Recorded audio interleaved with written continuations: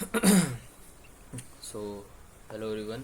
और last class में हमने डाइलेक्ट्रिक्स और पोलराइजेशन की बारे में बात करी थी, और आज उसके बारे में जब हम गॉस लॉ पढ़ने जाएंगे तो गॉस लॉ का जो डिस्कशन है, गॉस लॉ का डिस्कशन हम बाउंड चार्जेस और फ्री चार्जेस के बाद ही कर सकते हैं। ठीक है, फिर इसके बाद गॉस लॉ आएगा। गॉस लॉ के साथ साथ फिर हम इसके बाद में पोलराइज्ड स्फीयर के बारे में बात करेंगे। आज हम क्या पढ़ने वाले हैं, स्फीयर यूनिफॉर्मली पोलराइज्ड, इसके बारे में बात करेंगे हम। ठीक है, तो यूनिफॉर्मली पोलराइज्ड स्फीयर के बारे में बात होने वाली है, और मेन गॉस लॉ इन डाइलेक्ट्रिक्स के बारे में बात करेंगे। ये सब शुरू करने से पहले हम स्टार्ट करेंगे हमारे बाउंड और फ्री चार्जेस के डिस्कशन से। अब बाउंड और फ्री चार्जेस क्या होते हैं? कोई भी मटेरियल होता है तो मटेरियल के अंदर, अगर कल की बात जो हमने करी थी कि अगर उसमें फ्री इलेक्ट्रॉन्स हैं, फ्री चार्ज करियर्स हैं, तो उसको हम कंडक्टर बोलते हैं। ठीक है, इसको हम बोलते हैं कंडक्टर। ठीक है, पर अगर उसमें फ्री चार्ज अगर नहीं है, ठीक है, तो वो फिर हो जाता है हमारे पास में डाइलेक्ट्रिक मटेरियल हो जाता है, डाइलेक्ट्रिक मटेरियल। लेकिन डाइलेक्ट्रिक मटेरियल के अंदर भी चार्जेस तो हैं, एटम्स तो हैं। ठीक है, तो वो कैसे हैं? वो बाउंड चार्जेस हैं। और अगर मान लो कि हम पोलराइजेशन का फिनोमेना देख पढ़ रहे हैं, तो उसमें क्या होता है पोलराइजेशन का फिनोमेना? एक एक्सटर्नल इलेक्ट्रिक फील्ड को हमको लगाना पड़ेगा, ई एक्सटर्नल जिसको हम कहते हैं, ई एक्सटर्नल लगाएंगे, उसकी वजह से क्या होगा? चार्जेस पोलराइज्ड हो जाएंगे, चार्जेस इंड्यूस हो जाएंगे। मतलब कुल मिला के रीअरेंजमेंट ऑफ चार्जेस होगा। क्या हो जाएगा? रीअरेंजमेंट ऑफ चार्जेस कह सकते हैं, आयंस कह सकते हैं, रीअरेंजमेंट ऑफ चार्जेस। इन नए चार्जेस नहीं बने, क्या हुआ है? उनका आपस में रीअरेंजमेंट हुआ। तो रीअरेंजमेंट के बाद क्या हो जाएगा? अगर पॉजिटिव साइड से इलेक्ट्रिक फील्ड आ रही है, नेगेटिव साइड में जा रही है, तो इधर बन जाएंगे हमारे पास में नेगेटिव चार्जेस, और इधर हो जाएंगे हमारे पास में पॉजिटिव चार्जेस। Any problem? और इसके बाद हमने नेक्स्ट डिस्कशन क्या किया था कि इसमें एक ई इंड्यूस हो जाएगी, ई इंड्यूस, एक एक्सटर्नल फील्ड की वजह से एक इंटरनल फील्ड ई इंड्यूस हो जाएगी अंदर। ठीक है, ये होता है मेन प्रोसेस पोलराइजेशन का। अब इसमें बाउंड और फ्री चार्जेस प्रेजेंट होते हैं। ठीक है, तो उसका डिस्कशन हम करते हैं। बाउंड और फ्री चार्जेस पढ़ने के लिए हमको दो चीज़ें पढ़नी पड़ेगी। Bound charge density. ठीक है, बाउंड चार्ज डेंसिटी का मतलब क्या होता है? इसमें दो तरीके की डेंसिटीज़ बताई गई हैं। एक हम बात करेंगे सरफेस चार्ज डेंसिटी की, सरफेस चार्ज डेंसिटी। अगली चीज़ है वॉल्यूम चार्ज डेंसिटी। एग्ज़ाम में नहीं पूछी जाती ये चीज़ें, पर बेसिक्स के बेस पे ही हो पाएगा। अगर मैं डायरेक्ट डेरिवेशन करने लग जाऊँगा तो आपको समझ नहीं आएगा गॉस लॉ का। ठीक है, तो जो सरफेस चार्ज डेंसिटी है, इसमें हम लिखेंगे सिग्मा बी।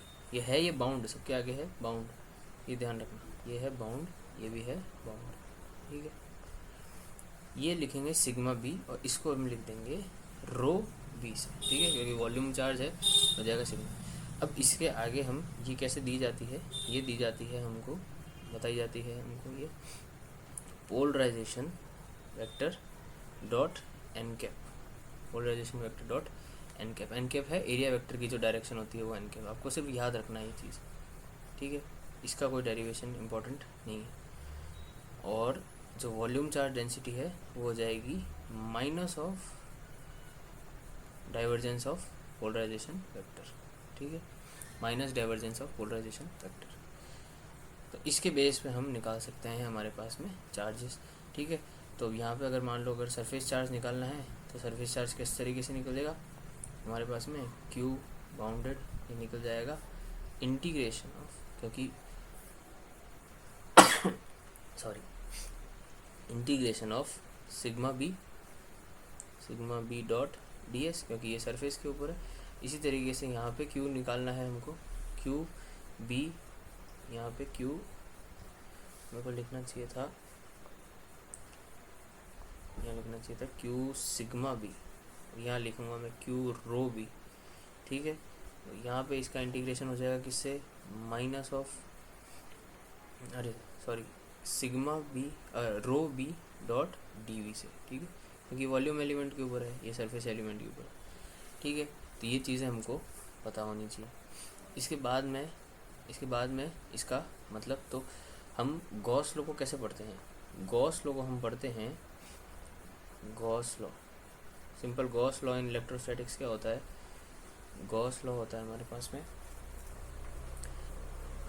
कि जो फ्लक्स है, इलेक्ट्रिक फील्ड का जो फ्लक्स है, total number of field lines, जितनी फील्ड लाइंस है किसी सरफेस के अंदर से पास हो रही है, ठीक है, उसका मेजर है। तो इन जो क्लोज इंटीग्रल है ई डॉट डी एस, जो ई डॉट डी एस है ये होता है कि चार्ज एनक्लोज्ड कितना है, charge enclosed by epsilon not, मतलब 1/एप्सिलॉन not times the charge enclosed in that surface, ये हमको बताता है गॉस लॉ, ठीक है। तो अब यहाँ पर देखो कि यहाँ पर जो क्यू एनक्लोज्ड है, ये क्यू एनक्लोज्ड है, ये क्यू एनक्लोज्ड किससे बना हुआ होगा, क्यू एनक्लोज्ड बना हुआ होगा, एक तो हमारे पास चार्जेस होंगे क्यू फ्री चार्जेस होंगे, प्लस क्यू बाउंड चार्ज होंगे, ठीक है। ये देखते हैं हम, क्यू सरफेस होगा, क्यू फ्री चार्जेस होंगे और क्यू बाउंड होंगे, ठीक है। तो इसमें हम अगर गॉस लॉ अगर लिखेंगे तो कैसे हो जाएगा, इसके बाद ये हो जाएगा हमारे पास में एप्सिलॉन नॉट, इस इक्वेशन को मैं लिख रहा हूँ एप्सिलॉन नॉट, फर्स्ट इक्वेशन को epsilon naught e dot d s is equals to q enclosed, ठीक है। अब क्यू एनक्लोज में कौन कौन होगा, क्यू फ्री हो जाएगा और क्यू बाउंड हो जाएगा, ठीक है, यहाँ तक हमको समझ आया। अब क्यू बाउंड में हम कैसे लिखेंगे, q bound is given as सबसे पहले तो p dot n d s, ऐसा लिखा था हमने, हाँ, p dot n cap d s हो जाएगा, और प्लस में minus divergence of p dot d v हो जाएगा, ये वॉल्यूम इंटीग्रल के ऊपर, ये हम क्यू बाउंड लिख सकते हैं। अब मैं यहाँ पे अगर गॉस डाइवर्जेंस थ्योरम लगाता हूँ, इसको सॉल्व करता हूँ, तो देखिए यहाँ पे एक्सप्लेनेशन दे रखा है बुक में, सत्यप्रकाश की बुक है, इससे हम रेफ़र कर रहे हैं। तो यहाँ पे जो थ्योरी दे रखी है थोड़ी सी एक्स्ट्रा दे रखी है, पर कुल मिला के ये यही काम कर रहा है कि E dot D A equals to 1/एप्सिलॉन not q plus q p लिखा है इसने, मतलब फ्री चार्ज और बाउंड चार्ज लिखा है। फिर इसने बताया है कि क्यू पी, इसने बाउंड चार्ज की वैल्यू लिखी है यहाँ पे, वही जैसे हम करते आ रहे हैं, डाइवर्जेंस की लिखी। फिर उसके बाद इसने गॉस डाइवर्जेंस थ्योरम लगाया है, by means of Gauss divergence theorem we must include contribution from all surface bounding v, ठीक है। तो इसने टोटल सरफेस का कंपोनेंट ही लिया है इसमें, मतलब जो एनक्लोज कर रही है सरफेस। तो ये लेने के बाद फाइनल जो एक्सप्रेशन हमारे पास में बाउंड चार्ज का आता है, बाउंड चार्जेस का जो एक्सप्रेशन आता है वो कुछ इस तरीके से होता है, q p is equals to close integral of p dot n d a, ठीक है, p dot n d a यहाँ पर मैं लगाऊंगा, तो यहाँ पे लिख सकता हूँ मैं क्यू बाउंड, वहाँ पे क्यू पी लिखा है, आप कंफ्यूज मत हो ना, क्यू बाउंड हमने लिख लिया है minus of p dot d S. मैं एन कैप भी नहीं ले रहा हूँ क्योंकि सिंप्लीफिकेशन होता है कैलकुलेशन, एन कैप का मतलब यूनिट वेक्टर डायरेक्शन बताता है सिर्फ, ठीक है। तो क्यू बाउंड ये हो गया। इसके बाद अब हम क्या करेंगे कि इस वैल्यू को हम ऊपर वाली वैल्यू में डालेंगे, हमको क्या मिल जाएगा, यहाँ से हमको मिल जाएगा epsilon naught e dot d s is equals to q free, capital Q free minus of p dot d s. अगर मैं इसको ट्रांसफ़र करता हूँ यहाँ पे लेफ्ट हैंड साइड से, तो एप्सिलॉन नॉट ई प्लस दोनों इंटीग्रेशन हमारे पास में डी एस है, तो ये कॉमन आ जाएगा और क्यू फ्री मेरे को मिल जाएगा कुछ इस तरीके से। और इसके बाद अब मैं इस चीज़ को क्या लिखूँगा, देखिए अब यहाँ से इम्पोर्टेंट है स्टेप, एक स्टेप बचा है। इस पूरी चीज़ को मैं लिख दूँगा एक वेक्टर डी, जिसको हम कहते हैं डिस्प्लेसमेंट वेक्टर, ठीक है। तो ये डिस्प्लेसमेंट वेक्टर भी वही चीज़ बताता है, displacement vector. Integration of d dot d s, d dot d s is equals to q free. ये आता है हमारे पास में Gauss law in dielectric, Gauss law in dielectric. अब अगर हम ध्यान से देखें तो इसको, अगर इसका डिफरेंशियल फॉर्म भी कभी पूछ सकते हैं तो हम लिखेंगे Gauss law in differential form. इसका मतलब ये है कि close integral of displacement vector over a surface gives you the total free charge, free charge जो देगा, Gauss law in differential form. जैसे हम गॉस लॉ इलेक्ट्रोस्टैट्स में डिफरेंशियल फॉर्म लिखते हैं, यहाँ पे भी लिख सकते हैं। कैसे लिखेंगे? वी ऑल नो कि क्यू फ्री है, अगर कोई क्लोज वॉल्यूम है तो वॉल्यूम एलिमेंट में क्या हो जाएगा, क्यू वी। एक तो हमारे पास में चार्ज डेंसिटी होती है, volume charge density into d v, rho d v से हम चार्ज लिख सकते हैं, ठीक है। यहाँ पे हम कैसे लिख सकते हैं, d dot d s, d dot d s is equals to rho d v, ठीक है, हम ये लिख सकते हैं रो डी वी। अब डी डॉट डी एस को हम कैसे लिख सकते हैं, by Gauss divergence theorem, by Gauss divergence theorem surface integral को वॉल्यूम इंटीग्रल में चेंज कर सकते हैं। तो क्या हो जाएगा, del dot d, del dot d इसका वॉल्यूम एलिमेंट के ऊपर हो जाएगा, is equals to rho d v, ठीक है, ये हो जाएगा। यहाँ से अगर कंपेयर करें तो क्या मिल जाएगा मेरे पास में, हमारे पास del dot D is equals to rho, ठीक है। तो del dot D is equals to rho ये आ जाएगा, ये आएगा हमारे पास में Gauss law in differential form. This is Gauss law in differential form. Question में कभी आगे तक पूछ लेता है तो ये हमारे पास में आ जाएगा गॉस लॉ इन डिफरेंशियल। तो कुल मिला के डिस्कशन ये था। हम थोड़ा सा टेक्स्ट पढ़ लेते हैं, थोड़ी सी थ्योरी इंपॉर्टेंट होती है। यह सब डेरिवेशन तो मैंने आपको करके बता दी है यहाँ तक, ठीक है, यहाँ तक हमारे पास में हो चुकी है। इसके बाद में ये हो गया है। नाउ डेफिनेशन क्या कहती है, इसको आप लिख सकते हैं। डेफिनेशन ये कहती है, the flux of electric displacement vector, the flux of electric displacement vector across an arbitrary close surface, across an arbitrary close surface is equals to total free charge enclosed by the surface. जो displacement vector का flux है, वो displacement vector का जो flux है किसी surface से, वो किसके इक्वल होता है, वो इक्वल होता है कि टोटल फ्री चार्ज कितना है, ठीक है। तो मतलब डायरेक्टली डिपेंड करता है आपके फ्री चार्ज के ऊपर कि फ्री चार्ज कितना है, उतना आपके पास में डिस्प्लेसमेंट होगा। मतलब अप्लाइड इलेक्ट्रिक फील्ड भी यहाँ पे लगती है।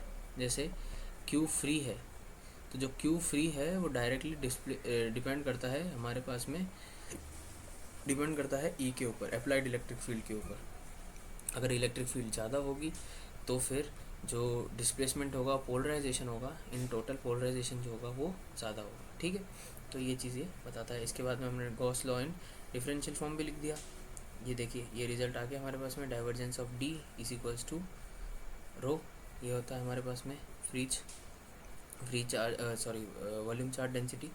तो यहाँ तक हमको Gauss law in differential form करके आना है, ठीक है। अब इसके बाद में अगला जो टॉपिक होने वाला है, अगला टॉपिक होएगा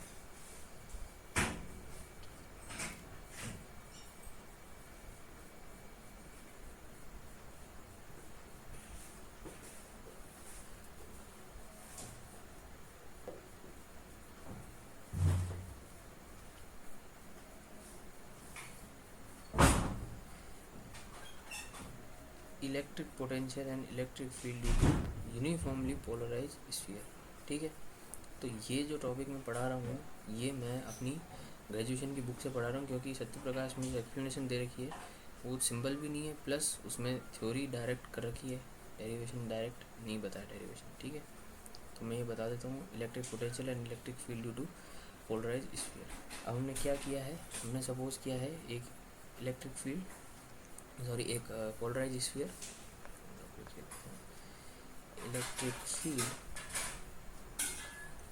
electric field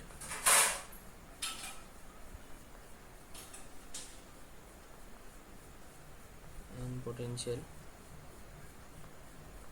due to polarized sphere, ठीक है। इसमें लिख सकते हैं यूनिफॉर्मली पोलराइज्ड स्फीयर।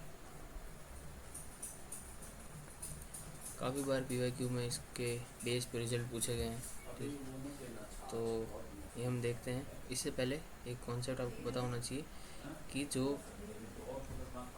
पी होता है, डाइपोल मोमेंट होता है किसी चीज़ का, और dipole moment per unit volume या वॉल्यूम, इसी को हम पोलराइजेशन भी वेक्टर कहते हैं, ठीक है। कैसे हुआ ये ऐसे हुआ कि मान लो ये हमने एक डाइलेक्ट्रिक ले लिया। अब डाइलेक्ट्रिक लेने के बाद में जो इसमें एटम्स थे, ठीक है, अलग अलग एटम्स थे, अलग अलग ओरिएंटेशन में थे। किसी का चार्ज कैसा था, किसी का चार्ज कैसा था, प्लस माइनस ऊपर नीचे था। लेकिन जैसे ही यहाँ पे अप्लाइड इलेक्ट्रिक फील्ड लगती है, एक्सटर्नल इलेक्ट्रिक फील्ड जैसे यहाँ पे लगती है, तो ये सब अरेंज हो जाते हैं एक फॉर्म में। तो यहाँ पे अलग अलग डाइपोल फॉर्म हो जाते हैं, minus plus minus plus minus plus minus plus, इस तरीके के डाइपोल्स का फॉर्मेशन हो जाता है, ठीक है। तो अगर हम पूरे पोलराइजेशन की वैल्यू निकालना चाहते हैं तो हम क्या करेंगे, ये जो डाइपोल्स फॉर्म हुए हैं ये पर यूनिट वॉल्यूम, मतलब पर यूनिट वॉल्यूम नहीं कहूँगा, पूरे वॉल्यूम में कितने डाइपोल्स फॉर्म हुए, यही हमको पोलराइजेशन का मेजर देता है, ठीक है। तो अगर डाइलेक्ट्रिक की जो वॉल्यूम हमको पता चल सकती है, ठीक है, तो हम यहाँ पे ये निकाल सकते हैं। तो अब बात करते हैं पूरे एक स्फीयर की। अगर पूरे स्फीयर की बात करूँ मैं, पूरा स्फीयर अगर पोलराइज है, मान लो कि जो एक्सटर्नल इलेक्ट्रिक फील्ड लग रही है वो ई लग रही है, वो जेड डायरेक्शन में लग रही है, ठीक है। यहाँ पे क्योंकि बुक में जेड डायरेक्शन दे रखा है। सपोज अ स्फीयर, ये एक स्फीयर दे रखा है of radius R is polarize in z direction, z direction में इसको पोलराइज कर रखा है। Dipole moment per unit volume और पोलराइजेशन इज पी दिस दे रखा है to calculate intensity of field and intensity outside the sphere, ठीक है। तो हमको ये पूरी स्टार्टिंग से डेरिवेशन नहीं करनी है, हमको मेन चीज़ लिखनी है। यहाँ पे ये प्रूव भी करेगा कि इसमें अंदर डाइपोल्स फॉर्म होते हैं, फिर डाइपोल इसको वो प्रूफ बताएगा कि अलग अलग डाइपोल्स फॉर्म होते हैं, इतना हमको नहीं करना है। तो इसकी सिंपल से हमको लिखने हैं कि ये जो पी वेक्टर है, ये पी अपॉन जो वॉल्यूम है इसकी, मान लो अगर रेडियस है आर, कुछ रेडियस है आर, तो इसकी वॉल्यूम कितनी हो जाएगी 4/3 पाई आर क्यूब। अगर आप एग्ज़ाम में जितना सिंप्लीफाई तरीके से अगर आप समझा सकते हैं ना, वहाँ पे वो नॉलेज तो देख ही रहे हैं आपकी, साथ में वो ये भी देख रहे हैं कि कॉन्सेप्ट कितने इजीली समझ सकता है कोई। क्योंकि अगर आप एडवांस बुक्स देखेंगे तो वहाँ पे बहुत कॉम्प्लेक्स बता रखा है और सॉल्यूशंस नहीं कर रखा, वहाँ पे कैलकुलेशन डायरेक्ट कर रखे हैं। वो काम यहाँ पे नहीं करना ऑप्शन में, हमको ऑप्शन में जितना इजी पॉसिबल है उस वे में डेरिवेशन करके उनको समझाना है कि हाँ हम चीज़ों को सिंप्लीफाई करके समझा सकते हैं, ठीक है। तो सिंपल यहाँ पे लिखना है जो हमने मेन डेफिनेशन कि dipole moment per unit volume कितना होता है, पोलराइजेशन होता है। तो यहाँ पे P इज इक्वल्स टू क्या आ जाएगा, स्मॉल p की वैल्यू यहाँ आ जाएगी, इसकी वैल्यू हो जाएगी 4/3 pi r cube into capital P, ठीक है। तो ये चीज़ होती है। अब इसके बाद में क्या, नेक्स्ट चीज़ इसके बाद में हमको लिखनी है, फर्स्ट चीज़ निकालेंगे, ये P की वैल्यू आपको याद रखना। फर्स्ट चीज़ निकालेंगे पोटेंशियल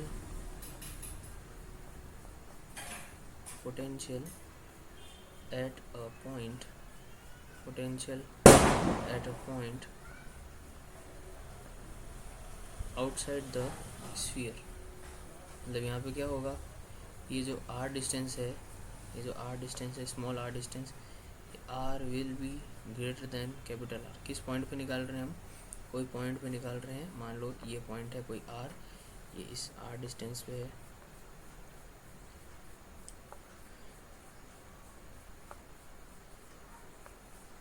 ये कोई r डिस्टेंस पे है, स्मॉल r डिस्टेंस जो कि कैपिटल R से बड़ी है, ठीक है। तो यहाँ पे कैसे निकालेंगे हम, सिंपल, V का फॉर्मूला हमको पता है कि पोटेंशियल ड्यू टू क्या है, डाइपोल।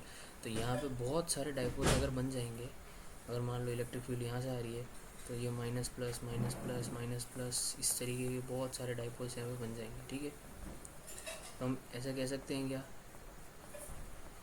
कि this sphere will be acting as dipole of dipoles, ठीक है। यहाँ पे इससे पहले एक लाइन लिखे ना, यहाँ पे एक लाइन लिख सकते हैं, द स्फीयर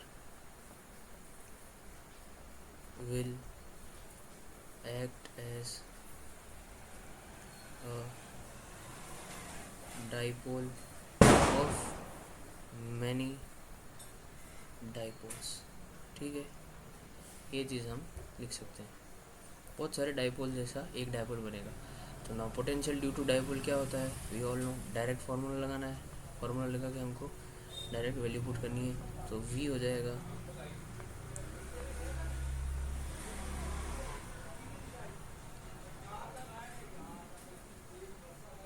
एक मिनट, थोड़ा सा कलर मैं चेंज कर देता हूँ।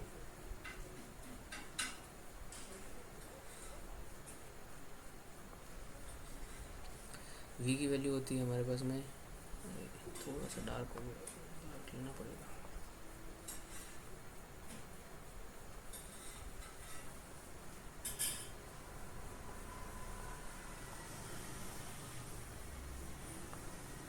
ठीक है, ये हो जाएगा मेरे पास में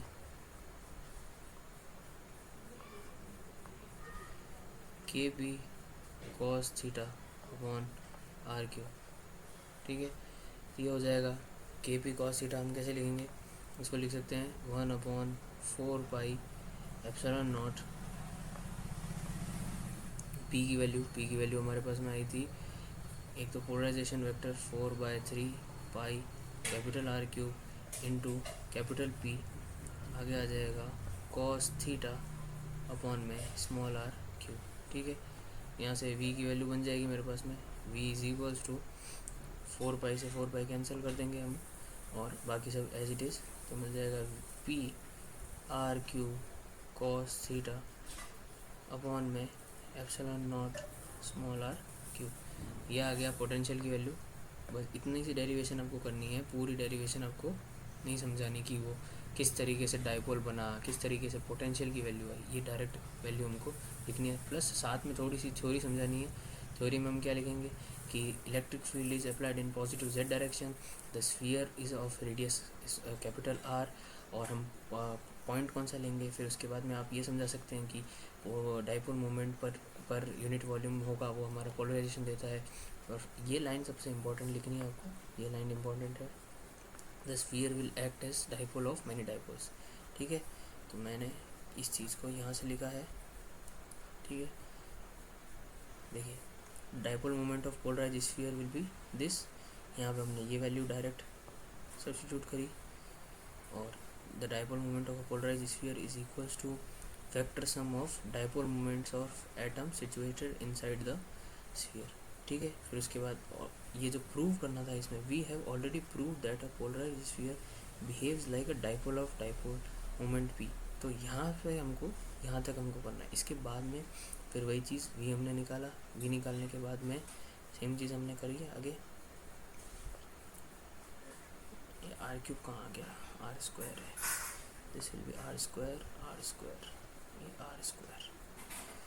ठीक है, तो वी निकाल दिया हमने। इसके बाद में हम निकालेंगे फील्ड,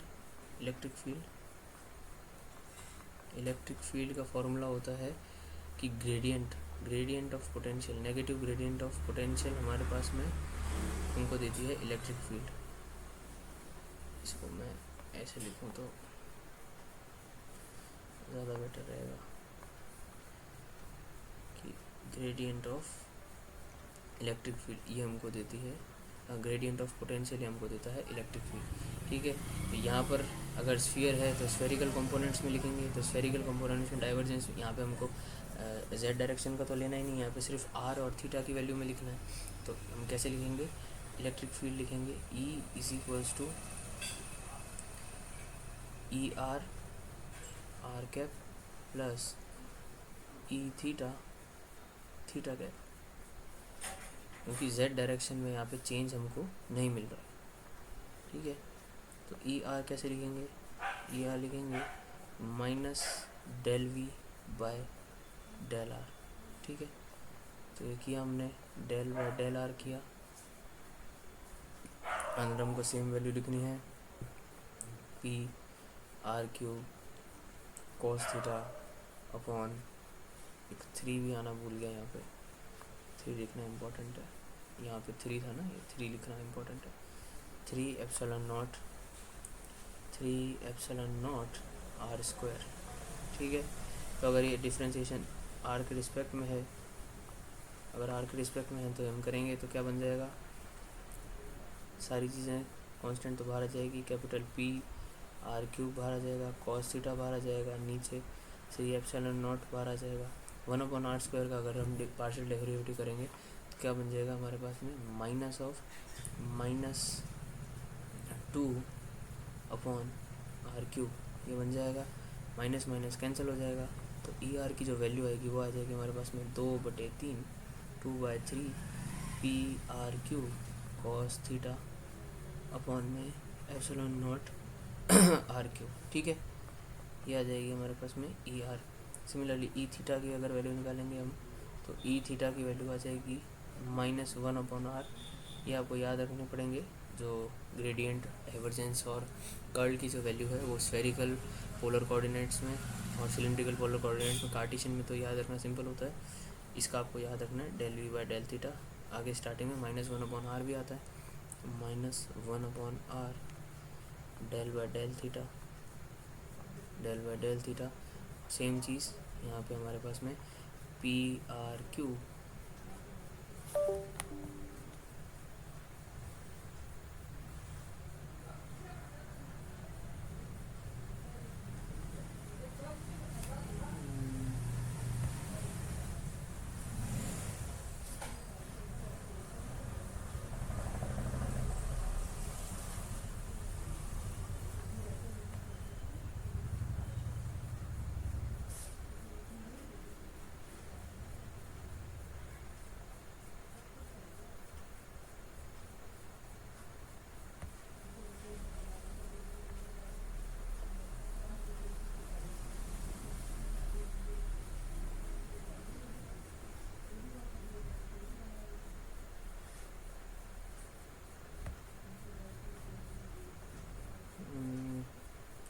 शायद ऑडियो वीडियो चला गया है, वापस कनेक्ट हो रहा है ये।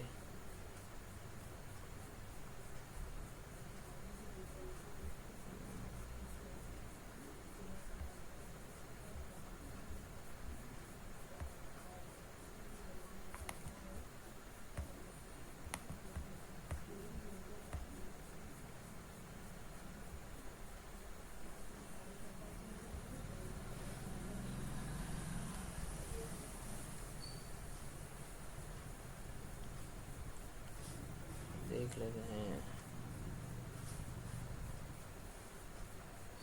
ठीक है, चलिए हो गया। तो डेल बाय डेल थीटा ये हो जाएगा हमारे पास में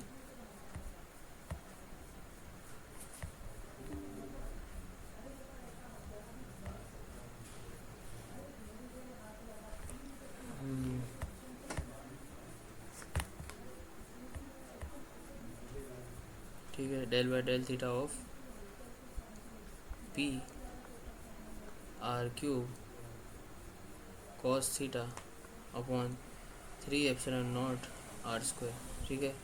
तो बाकी सारी टर्म्स तो इसमें आ जाएंगी,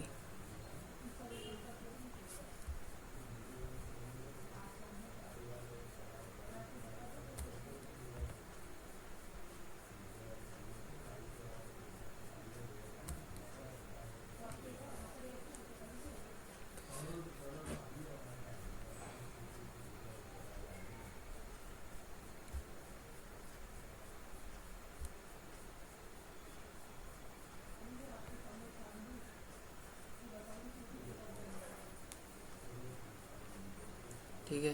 तो P R cos theta upon 3 epsilon not r² आ जाएगा। इसके बाद में जो कांस्टेंट की टर्म्स हैं, कांस्टेंट की टर्म्स सारी बाहर लिख लेंगे हम, और ये बन जाएगी हमारे पास में, ये बन जाएगा -1/r pr³ upon 3 epsilon not r²। Cos theta का डिफ्रेंशिएशन हो जाएगा माइनस ऑफ साइन थीटा, और माइनस ऑफ साइन थीटा के बाद में हम ये लिख देंगे pr³ sine theta upon 3 epsilon not are cube. So यहाँ से हमारे पास में अगर हम बात करें हमारे पूरे ई आर और ई थीटा की, तो ई की वैल्यू जो होती है वो ई की वैल्यू हम कुछ इस तरीके से लिख सकते हैं। ई की वैल्यू हम लिख देंगे, ठीक है। ई की वैल्यू लिख देंगे हम, ई इज इक्वल्स टू, उसमें आया था 2/3 P R cube cos theta upon epsilon not are cube, ये आर कैप की डायरेक्शन में, प्लस यहाँ पे आगे लिख देंगे हम, आगे लिखेंगे हम पी आर क्यूब जो थीटा का कंपोनेंट है, P R cube sine of theta upon sine theta upon 3 epsilon not are cube theta cap, ठीक है। तो जो फाइनल एक्सप्रेशन हम कुछ लिख सकते हैं वो होगा, फाइनल एक्सप्रेशन हम लिख सकते हैं ई का, E is equals to, derivation बहुत छोटा सा है, बस थोड़ा सा नेटवर्क में आज इशू हो गया था इसलिए वीडियो थोड़ी सी लंबी हो जाएगी।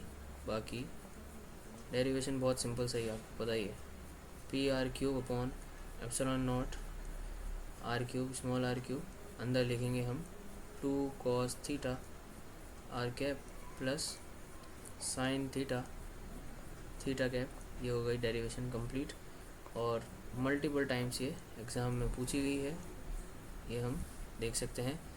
तो आज की डेरिवेशन में इतना ही था। देखिए हमने फाइनल चीज़ जो निकाली है, ये देखिए, ये जो एक्सप्रेशन है ये इम्पोर्टेंट एक्सप्रेशन है यहाँ पे, ठीक है। तो यहाँ तक निकाला। इसके बाद कल हम केसेस डिस्कस करेंगे, अगर आर ग्रेटर देन आर है या फिर R equals to R smaller than R है और आर इक्वल टू आर है, उसमें क्या होगा यहाँ मैं बता ही देता हूँ आपको, बहुत सिंपल सा है। अगर देखो, अगर आर इक्वल्स टू आर है तो उसकी जगह तो हमको फाइनल वो वैल्यू लिखनी है, ठीक है। ये देखो, अगर R is equals to R तो यहाँ पे पोटेंशियल की वैल्यू निकल जाएगी और पोटेंशियल की वैल्यू के बाद हमारे पास में काफ़ी लैग कर रहा है आज वीडियो, थोड़ा नेटवर्क का भी इशू हो रहा है मेरे को, ठीक है। हाँ तो ये देख सकते हो आप, अगर r is equals to r then we have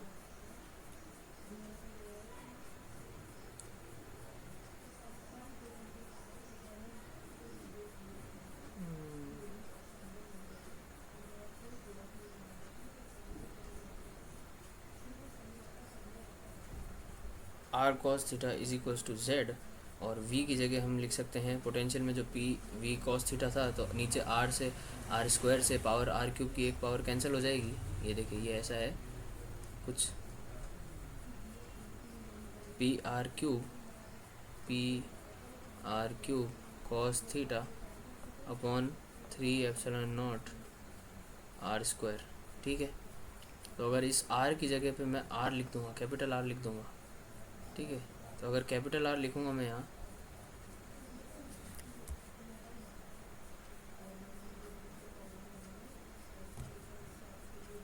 अगर यहाँ मैं कैपिटल R लिखूँगा तो ये दो पावर कैंसिल हो जाएगी और फाइनल हमको मिल जाएगा P Z upon 3 epsilon not, ठीक है। सिमिलरली अगर हम ई आर और ई थीटा के कंपोनेंट निकालेंगे तो 2p cos theta by 3 epsilon not हो जाएगा और थीटा कंपोनेंट हो जाएगा p sin theta by 3 epsilon not. तो ये टोटल इंटेंसिटी हमारे पास में आ जाएगी 2p cos theta R cube plus p sin theta theta cap R cap plus p sin theta upon 3 epsilon naught theta cap, ठीक है। तो जो लास्ट अगला केस है हमारे पास में r is less then r, जो r is less then r वाला केस है ये हम नेक्स्ट क्लास में डिस्कस करेंगे। आज थोड़ा सा कनेक्शन का इशू आ रहा है, I am sorry for that. So अब हम नेक्स्ट क्लास लेंगे, उसमें ये डिस्कस करेंगे और साथ ही हम देखेंगे dielectric placed in a uniform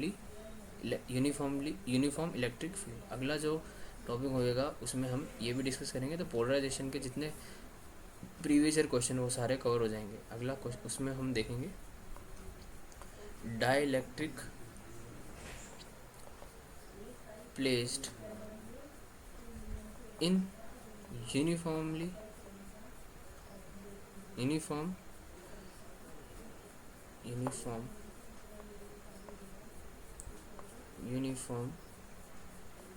electric field.